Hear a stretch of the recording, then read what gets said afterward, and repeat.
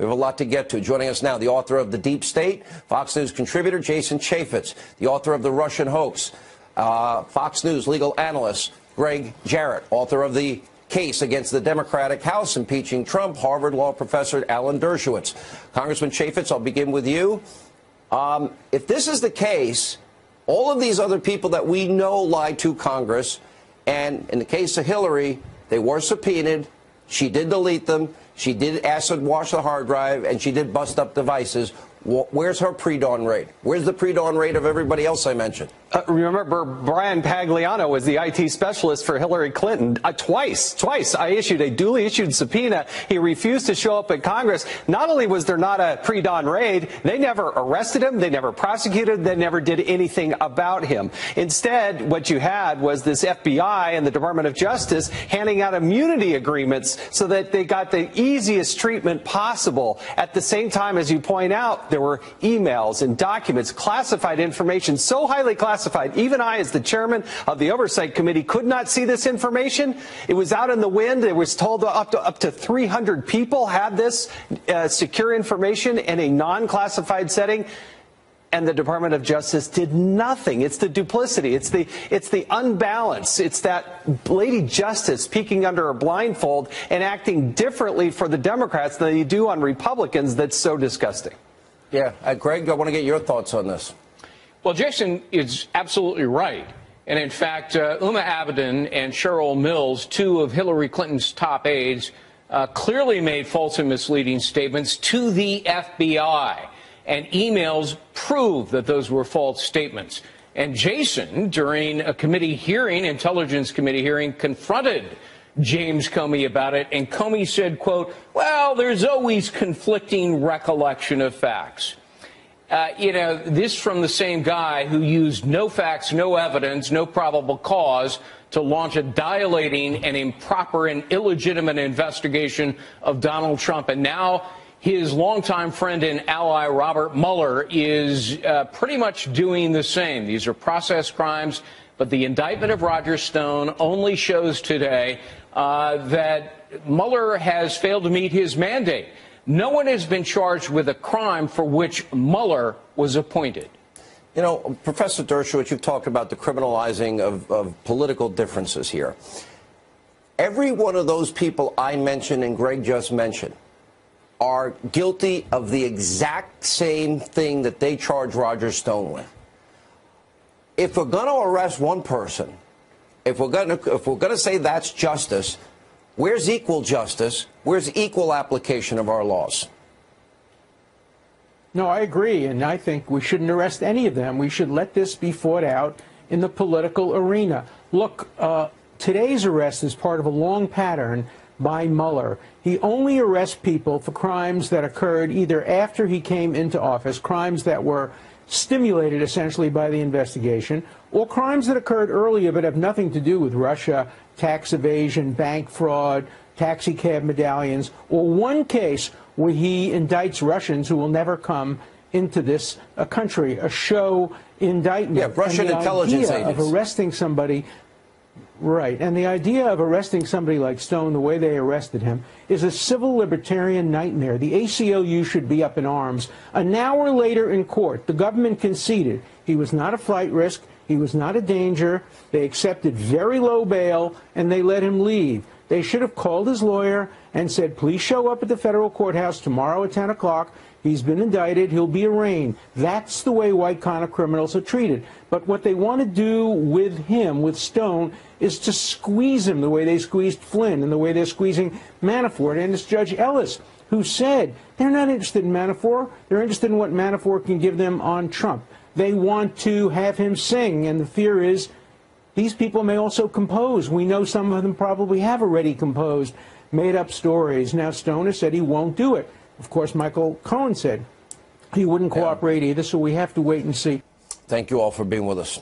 I want to invite Nancy Pelosi down. She went to Texas to see the kids, so come here, see where the dope and the bad guys are coming through the border. We will send a plane for you. We'll make arrangements. You can stay at our house. We've been doing this for over 9 years. Anybody that tells you this southern border is secure is full of crap. And there you have it. Ranchers living along our southern border inviting House Speaker Nancy Pelosi to see the crisis firsthand, even offering to pay her plane ticket. But that was 4.5 years ago. And today, with thousands of migrants approaching America's doorstep, their invitation still stands. One of those ranchers who lives along the border in Pelosi's home state of California, Breitbart News' Chris Burgard, joins us now live. Thank you so much for joining us this morning. We certainly appreciate it. Yeah, thanks for having me, ma'am. It's so good to be here. So the offer still stands. You made this original invite 4.5 years ago. It should be noted that was during the Obama administration. So we had the problem then. We still have the problem now. We did. And, 4.5 years ago, she did not take us up on her invitation. And if she would have, she could have seen how bad things are. My buddy John, conservatively at the time, had over 2 million illegal aliens come through his ranch. And in about a space of 2 years, 53 truckloads of dope had been making it through there. Now, with the improvements to the fence on his ranch and with coordination with the local sheriff's department and Task Force Sabre, he hasn't had a truckload of dope come through since last February. So if she went down there now, she'd have to deal with facts, the fact that right here it's actually working. So you teamed up with these two other farmers. Where was Farmer John located? What area of the border? John's ranch is down in Cochise County. That's John Ladd and Fred Davis. Okay. And I've known Fred for about 14 years. We worked together on a film called Border many years ago. And what these ranchers live with every day is beyond the comprehension of most humans. I mean, can you imagine 2 million strangers coming across your ranch? Try running a ranch operation when, the trucks that are carrying the dope are breaking the fences, your cows are getting out. How do you run a breeding program when you can't keep your bulls and your heifers separated? Yeah. It's and everything that hits him goes to there, then goes on to our cities. So it's not a good way to live. Yeah, the crime, the drugs, the human trafficking, it is mind-boggling. And then you hear Democrats say that this is, a created crisis. This isn't actually happening. But then you talk to folks like you, and you know firsthand, you see it happening every single day. It is so disheartening when the Speaker of the House doesn't believe DHS Secretary Kirstjen Nielsen. She doesn't believe her DHS facts. Well, right now, it's a fact that more people are dying in the United States from heroin and opioid overdoses than they are in car accidents. Well, this is where it's coming from. Just stop it at the border. You're going to save lives in the rest of America, and it's just something that needs to be acknowledged, and we need to do something. Yeah, you were mentioning the drugs. We just had this report of 2 duffel bags filled with 17 long-arm rifles, shotguns, handguns, ammunition, all of that found at a private Texas ranch. It was confiscated by border officials.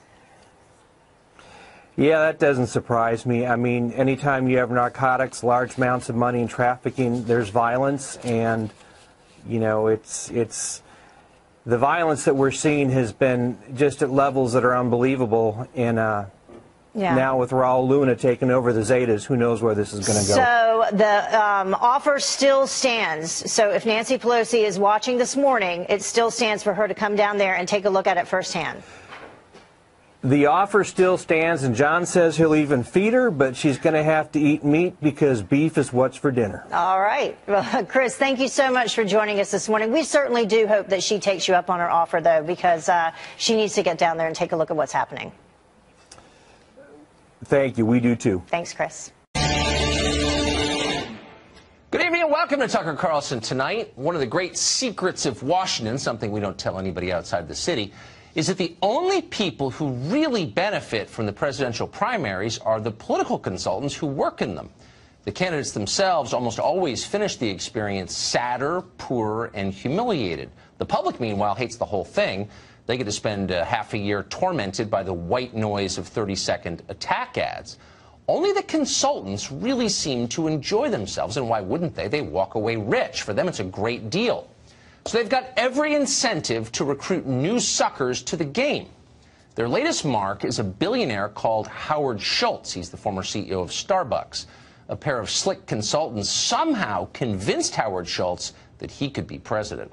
So over the weekend, he announced he may get in the race.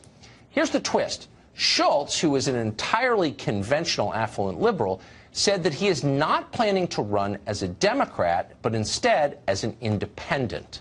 Well, Democrats were horrified by this. Boycott Starbucks started trending on Twitter. Michael Bloomberg denounced Schultz. Some on the left were so angry they screamed at Howard Schultz when he went in public. Watch what happened at a book event last night. Don't help elect Trump, you egotistical billionaire. Go back to getting ratioed on Twitter. Go back to Davos with the other billionaire elite who think they know how to run the world. That's not what democracy means. Well, in fairness, the heckler did make some solid points. The last thing we need is another egomaniacal Davos moron running the country into the ground. If you sincerely thought Barack Obama did a great job as president, you'd probably be perfectly happy with Howard Schultz at the helm. The problem is nobody really thinks that Obama did a great job as president. They just all feel obligated to pretend he did. Nobody wants to be rude about it. And yet Schultz's problems aren't really related to what he believes, his political positions. His views are really indistinguishable from Nancy Pelosi's views. Schultz's sin is running third party. That's a threat to the one thing that Democrats actually care about. And no, it's not fighting climate change or preserving a woman's right to choose or even protecting those noble undocumented migrants they're always lecturing you about. In the end, Democrats are pretty flexible on all that stuff. They're just talking points. They're transactional bargaining chips to keep their coalition together, whatever. What Democrats really want, what they're not kidding about at all, is political power, the right to run things, the right to be in charge, power. And they want it so bad they can taste it. Poor hapless Howard Schultz and his overfunded midlife crisis just got in their way. So they have to crush him. At least one Democrat was honest enough to admit this. I have a concern that if he did run, that essentially it would provide Donald Trump with his best hope of getting reelected. I would suggest to Mr. Schultz to truly think about the negative impact that might make. Well, the media were watching and taking notes. Even now, you still hear people refer to the press corps as liberal. But of course, they're not liberal in any recognizable sense of the word. Genuine liberals would welcome Howard Schultz into the race. More candidates, more opinions, more diversity of thought. May the best ideas win. That's what an actual liberal would say. That's not what the media are saying. They're not liberals. They're loyalists. They're party people. Diligent worker bees toiling from the benefit of their Democratic Party masters. So, of course, they parroted the line precisely.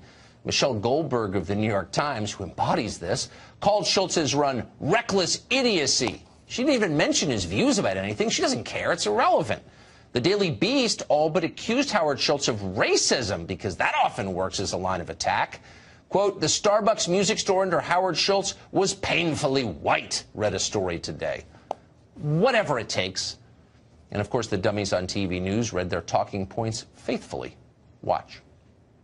He may run for president as an independent.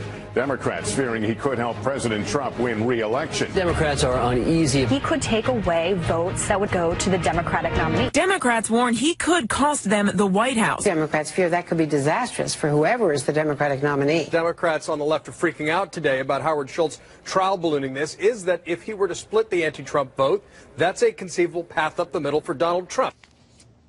Oh, Trump might benefit.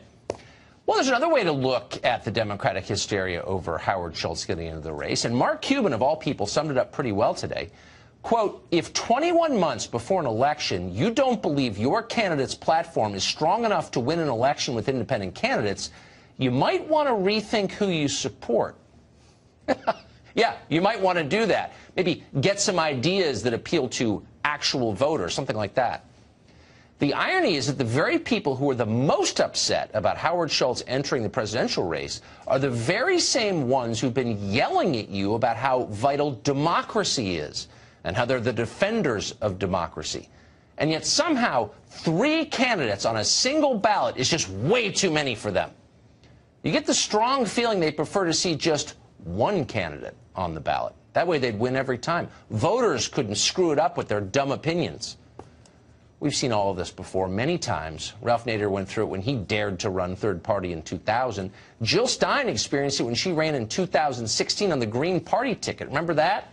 They called her an agent of Russia for daring to do that.